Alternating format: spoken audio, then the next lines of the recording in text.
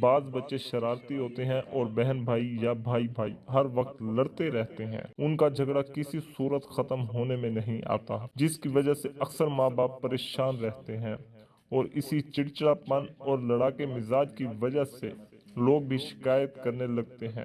دونوں لڑاکے بچوں پر بس یہ ایک روحانی وظیفہ کریں، انشاءاللہ اللہ پاک کے فضل و کرم سے آپ فرق خود محسوس کریں گے۔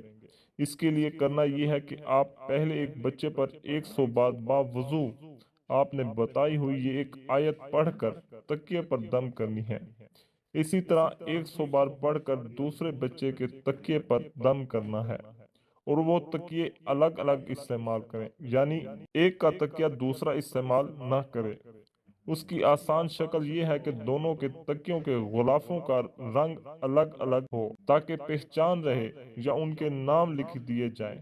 یہ عمل 40 روز کیا جائے، انشاءاللہ آپس کی لڑائی ختم ہو جائے گی، گھر میں امن و سکون ہو جائے گا، دلوں سے نفرتیں ختم ہو جائیں گی۔